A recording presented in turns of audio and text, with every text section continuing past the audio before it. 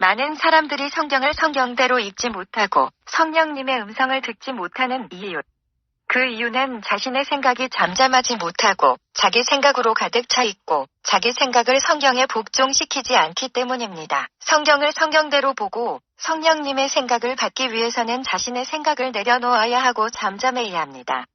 저는 항상 이와 같은 예로 드는데, 대화할 때도 상대방의 이야기를 들을 때 자신의 생각을 내려놓지 않고 자기 생각에 꽉 차 있으면 대화의 내용도 이해하지 못하고 자신이 듣고 싶은 것만 듣거나 자신의 생각이 강하면 대화가 딴 방향으로 새서 대화의 취지도 이해하지 못하는 사람들과 같습니다.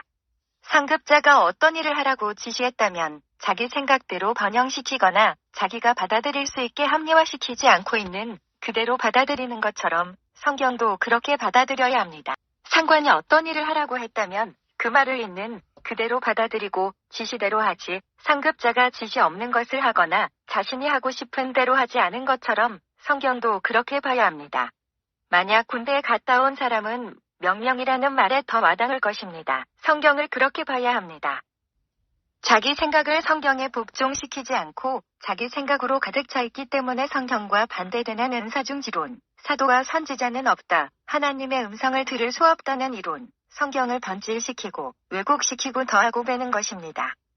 성경을 성경대로 보지 못하고 성령님의 음성을 듣지 못하는 이유는 성령의 생각이 아닌 신학자의 생각, 목회자의 생각 등으로 차 있기 때문입니다. 사람을 영적 소경으로 만드는 원인이 성경보다 높아진 자신의 생각이라는 것을 알아야 합니다.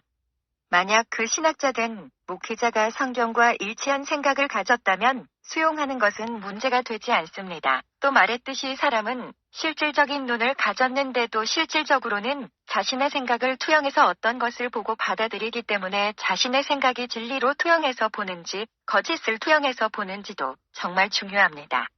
성령님의 음성을 듣지 못하는 또 다른 예로는 자신이 이미 정답을 정해놓고 주님께 물어보기 때문에 결론은 자신이 이미 정해놓은 답으로 응답을 받고 그게 하나님의 응답이라고 생각하는 것입니다. 이것을 다르게 말하면 은사중지론에 대한 생각을 이미 정해놓고 성경을 보기 때문에 자신의 생각으로 성경을 변질, 왜곡 더하고 빼는 것입니다. 그리고 이것이 자기 생각인데도 하나님의 생각이라고 생각하는 것입니다. 공에 잡혀갈 때 성령님께 음성을 듣기 위해 염려하지 말라고 한 이유도 염려하면 자기 생각으로 가득 차 있어 성령님의 생각을 받지 못하기 때문입니다. 자기 생각을 잠잠하기 위해서는 방언기도, 묵상, 호흡, 성경낭독, 자기 부인 등을 통해 생각을 잠잠하게 할 수 있습니다. 자신이 영적 상태에 있다는 것은 자신의 생각이 외부에 의해 요동하지 않는다는 것을 의미합니다. 오늘날 생각이 잠잠하지 않고 요동하고 혼란스러운 이유는 영의 상태에 있지 않기 때문입니다. 그때서야 비로소 하나님의 음성을 정확히 들을 수 있는 상태가 됩니다.